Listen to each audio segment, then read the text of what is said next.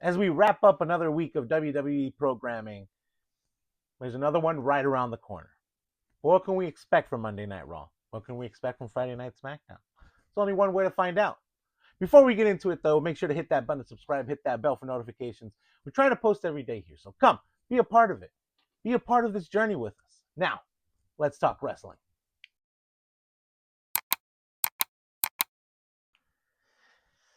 Now, we know that John Cena is scheduled to be at this Monday Night Raw. This is supposed to be his final Monday Night Raw, and it's at Madison Square Garden. So, big stakes all around, right? Huge stakes. I'm pretty sure we're going to open up the show with him again, cut a promo for him. Maybe Triple H does the whole thing again because why not, right? He does a whole thing where he's the GOAT, he's the best, he's the Grand Slam champion. Maybe he gets like, no, not yet. I was going to say maybe he gets like all of the superstars, all of the baby faces kind of like clapping him as he walks in. But I think we saved that for his last match. But anyway, John Cena comes out, he cuts a promo, talks about the Intercontinental Championship being the last thing he needed to win, the last thing that he had never won in his career, and he finally did it. And, you know, what better way to hold up the prestige of this title than by defending it tonight? And he says, I have a perfect opponent, and I think he has a match with Rey Mysterio. I think him and Rey Mysterio have this match of mutual respect where I think John Cena loses this. I think John Cena does. I think we put the Intercontinental title on Rey Mysterio. Clean loss, right? I mean, he's the GOAT, but he's old. He's retiring.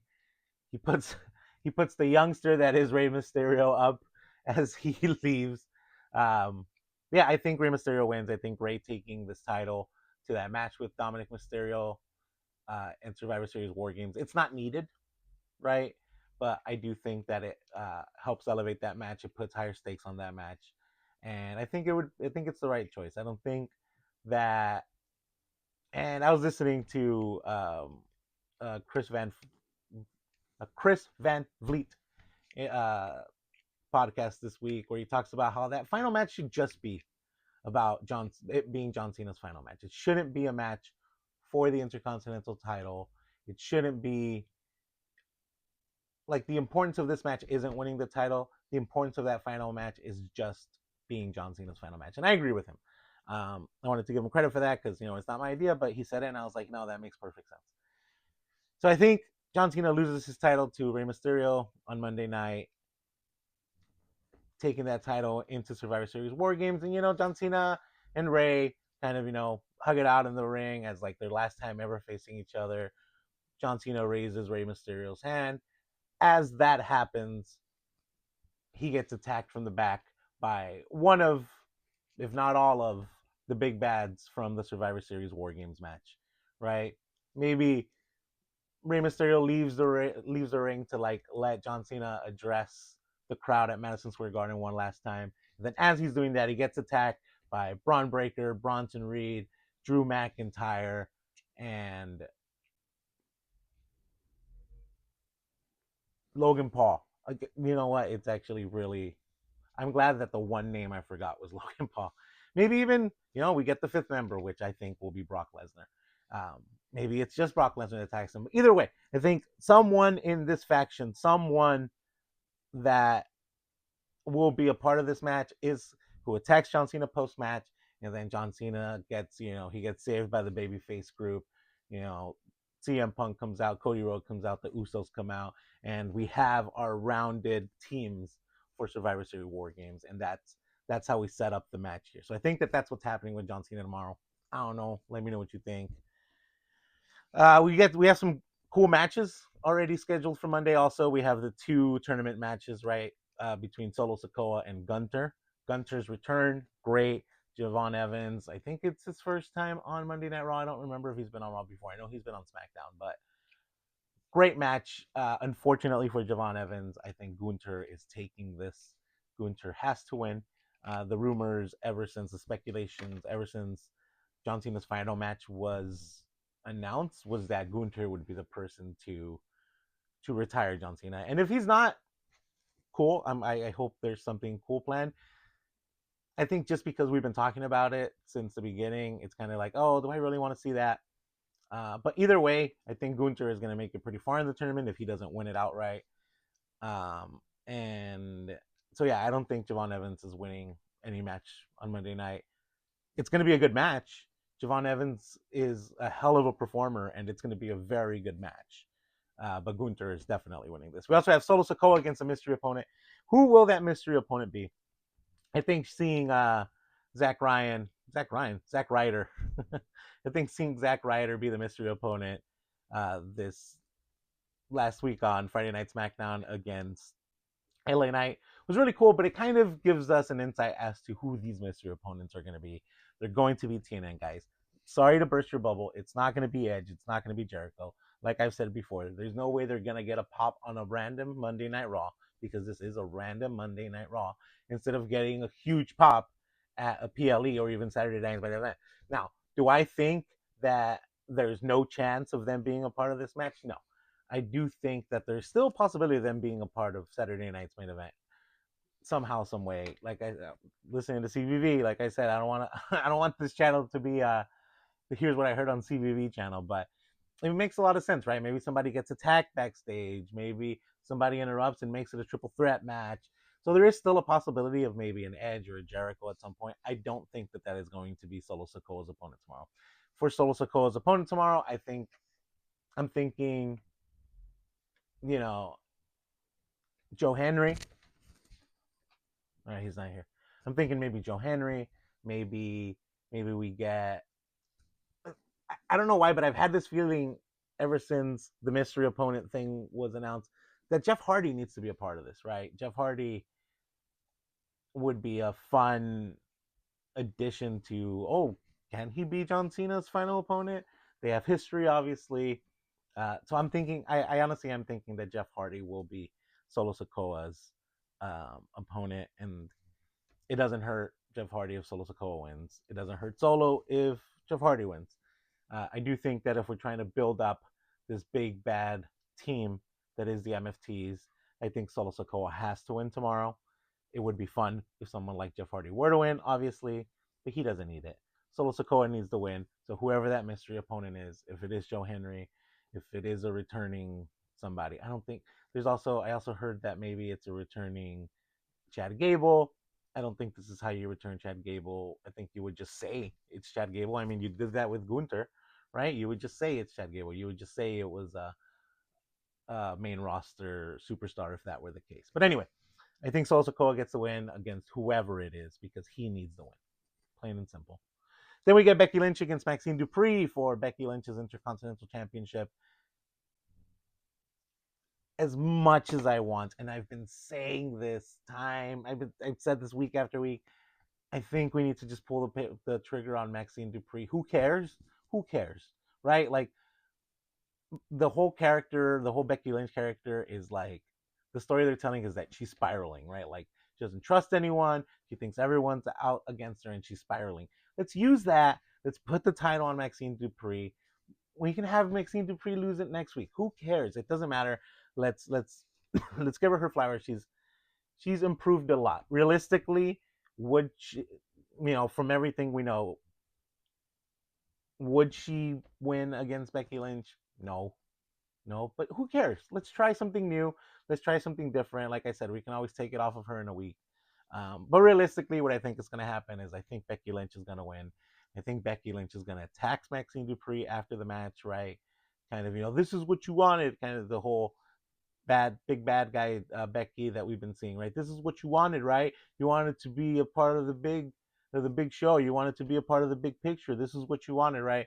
And then Maxxine Dupri gets saved by a returning AJ Lee, and we set up that match for Survivor Series, which is the match that we all really want to see, is AJ Lee against Becky Lynch at Survivor Series War Games. It's either that or they're a part of the War Games match, of the women's War Games match, and the good guys come and save her against Becky Lynch. Definitely setting something bigger up, I think, is what's happening here. And I my gut's telling me AJ Lee makes her return, and we set up that match for Survivor Series War Games. So that's been announced for Monday Night Raw. For SmackDown, we have a little bit less announced, right? We have Penta against Finn Balor again for the Last Time Is Now tournament. Man, Finn needs a huge win. Finn needs a huge win. But I think Penta wins this. I think Penta's on the up and up, and Penta needs something to keep elevating his character. Finn is kind of everyone's punching bag at this point. Finn just doesn't win. It rhymes, so it's true, right? Finn just doesn't win. So I think Penta takes this match. Yeah, that's where I think that match is going. There's not much more I can say about it. Then we also have Bronson Reed against Carmelo Hayes. Bronson Reed 1,000% needs to win this match. Um, the only way he doesn't win this match is if the babyface team from Survivor Series War Games somehow interrupts, which not even interrupts because that would get him disqualified, right? Like if they get involved and use heelish tactics for Carmelo Hayes to win, I think Solo Sikoa or I think Bronson Reed wins. Maybe the Miz gets involved and like causes Carmelo Hayes the match, right? Setting that up for some point. But Bronson Reed gets the win. They're definitely going to protect Carmelo Hayes, so I do think actually the Miz is going to get involved in some way and cost Carmelo Hayes that match. Bronson Reed will be our winner for that match. Moving on to the next round for sure. Next we got Fraxium and DIY. Apparently they have a match scheduled for next week. I didn't know about this. Listen, before this video, I jumped on it and I was like, "Oh, what do we have scheduled for SmackDown?" I remembered the 2 tournament matches, but Fraxium versus DIY. They're a feud that's happening. So Fraxium versus DIY, it's gonna be a great match. It's gonna be a really fun match. I think. I don't know. I don't know who needs to win more. I think DIY is going to win. Unfortunately, I think we've lost steam with Fraxium. I think the WWE has lost steam in their booking. They came in really hot. They came in just crushing everyone, right?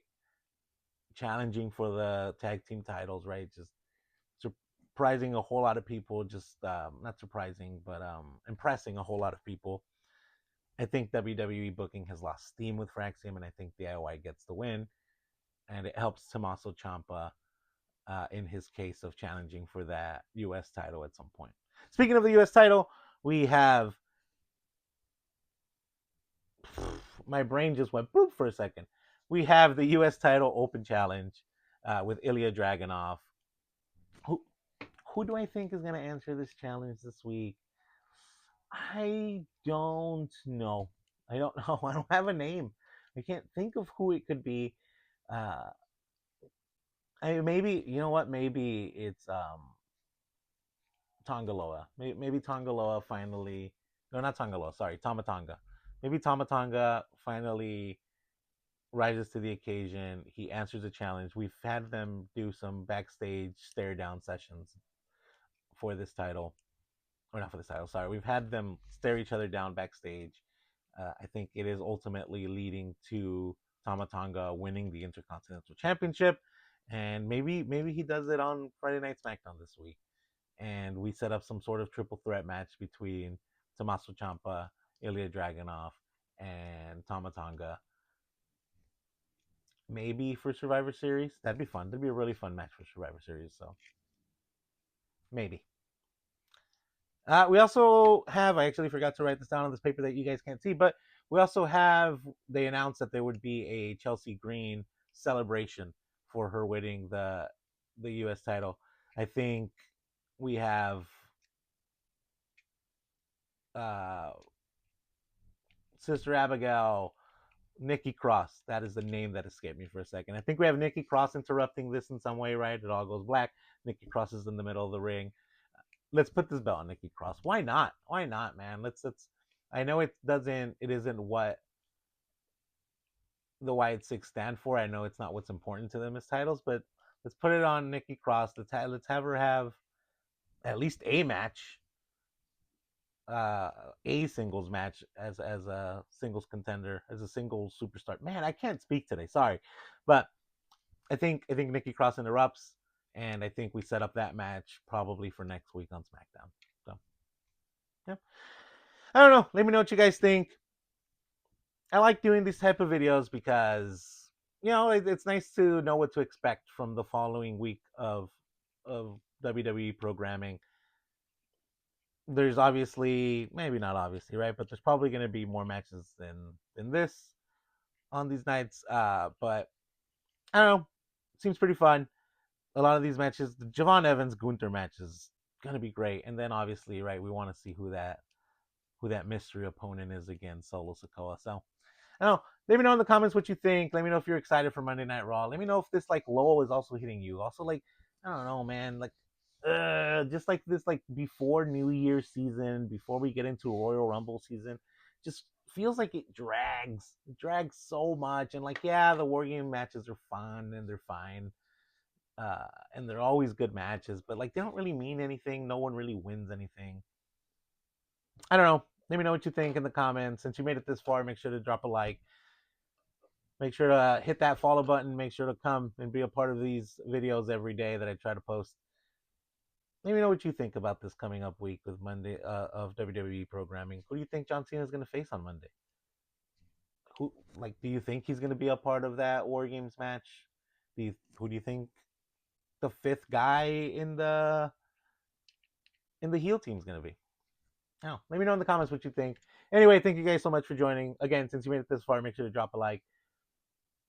But as always, go touch some grass, you nerds. Peace.